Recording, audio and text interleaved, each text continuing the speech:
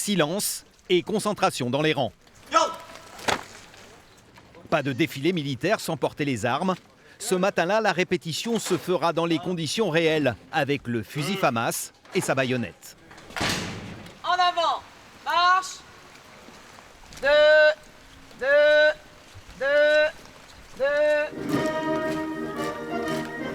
Clara, 17 ans, fait partie des élèves engagés de la base aérienne 722 de Saintes.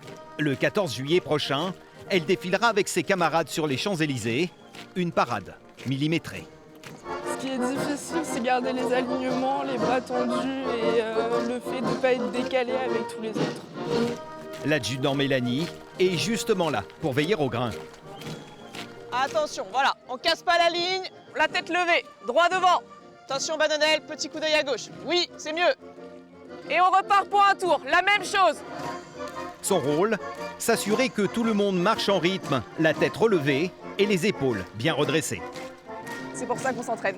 On s'entraîne depuis plusieurs semaines déjà et petit à petit, on arrive à avoir toutes ces choses-là en même temps. Mais effectivement, pour eux, c'est beaucoup de concentration. Et comme pour les sportifs de haut niveau, chaque prestation est enregistrée.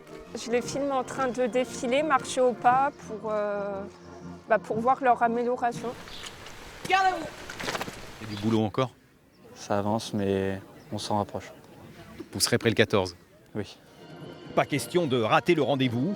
La base aérienne de Saintes a été spécialement choisie car elle s'inscrit dans le thème du défilé. Cette année, il va être axé particulièrement sur la jeunesse. Et nous sommes une école, ce sont des militaires qui ont entre 16 et 18 ans, ils s'engagent et ils sont en première et terminale. Donc on correspondait parfaitement au thème et c'est ça qui fait qu'on va même faire partie des troupes mises à l'honneur et qu'on va quasiment ouvrir le 14 juillet cette année. Les derniers ajustements seront portés une semaine avant le défilé. Ça se passera à Versailles avec tous les autres corps de l'armée française.